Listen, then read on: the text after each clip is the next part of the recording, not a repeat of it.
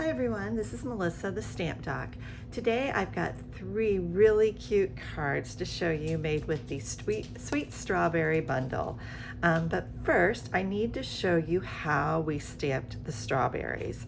So this is another one of my Stamparatus tricks that I love to use, and I hope that you'll find it useful. So I'm starting with basic white cardstock, and I've just cut it in half. So I only need 1 piece of that. And I have my strawberry punch here. Now, as you can see, there's all these different shapes. Now, if you try to stamp these and then line it up to fit that perfectly, you're gonna waste a lot of paper and you're probably gonna end up pretty frustrated. So I'm gonna show you a neat little trick that you can do with the Stamparatus that will solve that problem for you. So first thing I'm going to do is I'm just gonna open up that punch with the little lever there.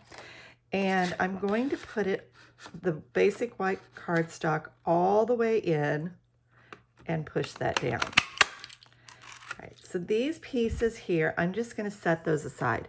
I might use those later, but for right now, I don't really need those. So I know that when I put this into the punch, that it's facing this way.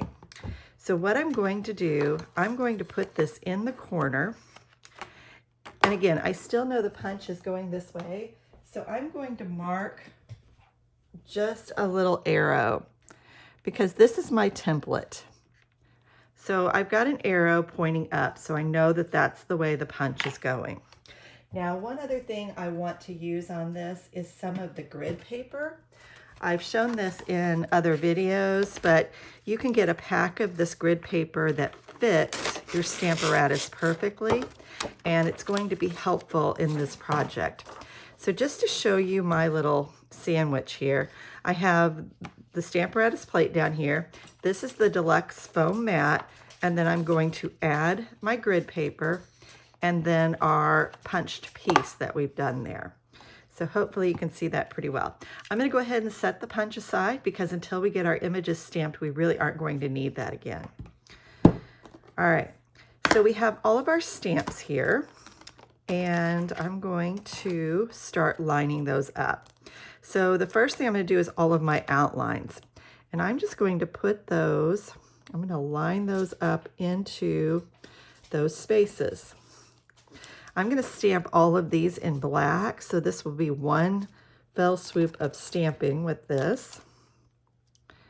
We're just going to line all of that, and I've got a little flower here also. The flower is probably the most difficult one to line up because it can go just about any way. Then I'm going to bend my top plate over, and I'm going to pick those up.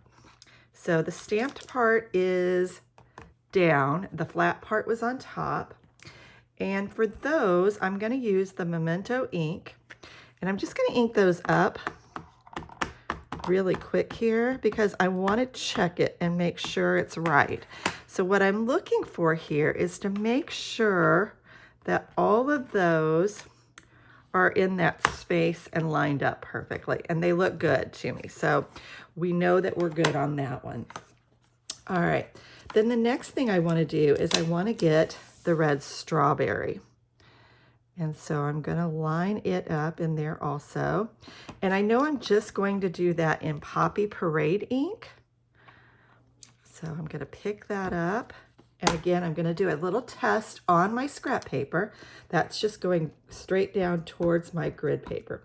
Now you'll notice that I'm using a Stampin' Spot.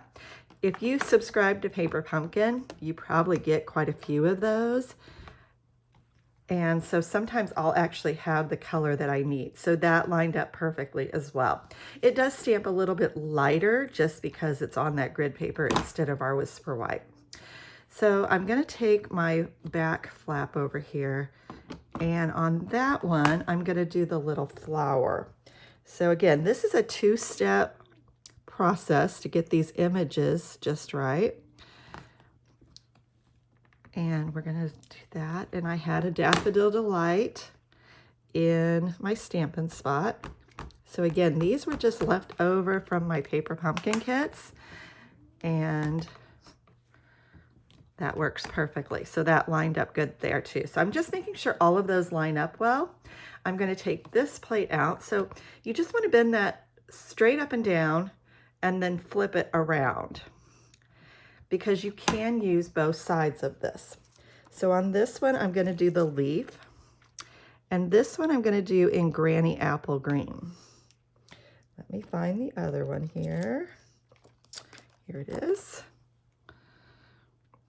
Okay, and again, I'm going to fold that over, pick it up, and we're going to use the Granny Apple Green stamp pad. Now, again, I don't love to use my big pads, but if that's all I have, that's definitely what I'm going to use. And I will show you another option for that too. Anytime you buy a large stamp pad, I always recommend that you purchase a re-inker also. We do sell uninked Stampin' Spots. There's 5 of them for $9. This is a great way to have those for your Stamparatus stamping. So I'm probably going to make one of those up if I do some more of these. So now I can see that all of those are stamped perfectly. So what I'm going to do is I'm going to go ahead and do all 4 corners of this paper. So I'm going to ink up the green first. We're going to go ahead and put that there.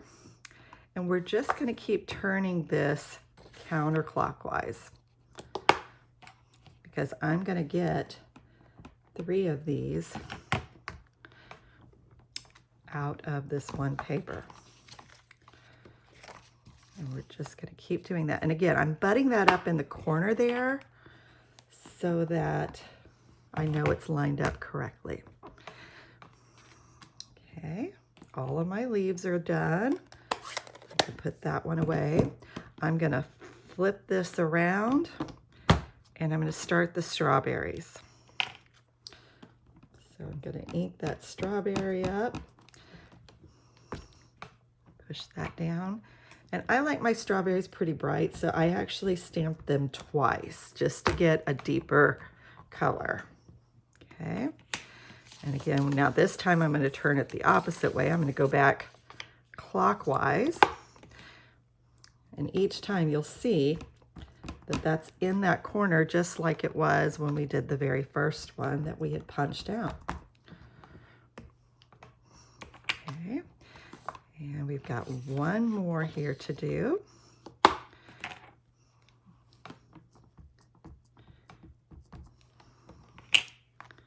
we go. And let's get that just a tiny bit darker. There we are. Now I will show you what you can do. Remember those ones that we punched out? You can also do this a little backwards. You can put your punch pieces back in there, and then you can also punch or stamp directly on that. So that is another way to do this, and that works fine too. But either way, you're going to stamp and punch the same amount of times. So just decide which method you like best. I prefer this just because I feel like I can get a better image, and I don't have to worry about that punched piece slipping out of the spot. Now, sometimes if it's a larger piece, that works really well. So here I'm just doing that Daffodil Delight flower.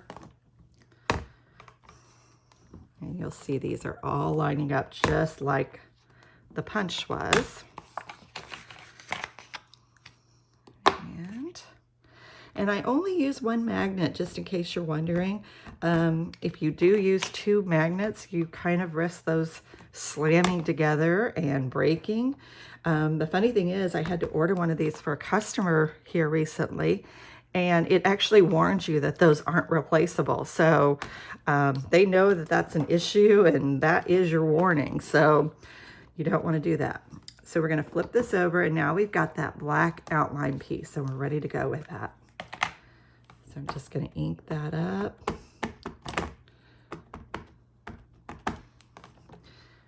And the nice thing too is if this doesn't stamp perfectly the first time, you know, you can go right back over it. But look at that. Isn't that amazing? we have got some stamping magic going on here. So I'll do that again. Oops, now that time we had some not stamping magic because I didn't line it up there. So that's our boo-boo. So that shows you why it's so important to line that up. Oh, well, if you don't learn from my mistakes, you have to learn from your own. So you might as well learn from mine, right? All right. So again, have that butted up there, and I am not going to have that. Oh, yeah, there it is. It's right. It was right. Now I got confused. Okay. So we got 2 out of all of ours. So that was good. All right. So now that we have all of those stamped, and of course we have our boo-boos, but we're not going to worry about that. We've got plenty to do our projects with. Then all you have to do is go back in with your punch. And remember, you should be able to stick that right all the way in. And you are going to get perfectly stamped and punched pieces, as long as you don't goof up like I did. Okay, and so I just do a bunch of those. So I would even put like another piece of cardstock in while I've still got my template set up, and go ahead and do more of those. The more you do, the better. All right, so we've got all of these, and now we need to put those on some cards. So let me show you the cards that I made with my stamped images. So here is the first one, and this also features the paper from Celebration. So this paper and a coordinating stamp set is free with a $100 purchase during Celebration. So if you purchase this stamp set and punch, maybe a couple of blending brushes, and even the Stamparatus, you would get the paper and the other stamp set for free. I did use the blending brushes on here, and you can see I've added some other stamped images on there as well. So just a really, really cute strawberry card. So I'm going to set that one aside. And then we have this one here. And again, about the only accessory I added on this were some rhinestones. And then I used the blending brush with the Granny Apple Green stamp pad to do that there. So just a really simple card. And then this one has a lot more of the paper. But again, I did some blending with Balmy Blue back there. A little heat embossing white on black for the greeting. And I also used some of our other designer series paper to do that. So for these 3 cards, I'm going to have a written PDF tutorial available, and this will be free to my newsletter subscribers. So if you visit my blog at thestampdoc.com, a little pop-up will come on asking you if you want to subscribe to my newsletter. And if you do that, then you will receive the PDF tutorial for these 3 cards that includes all your measurements and supplies to make those. So I hope you'll give this a try. Certainly any other punches you have that feature a lot of different shapes on them, this is a great way to do that with the Stamparatus. So I hope you'll give it a try. Be sure to subscribe to my YouTube channel so you don't miss any future videos. Thank you so much for watching, and have a great rest of your week.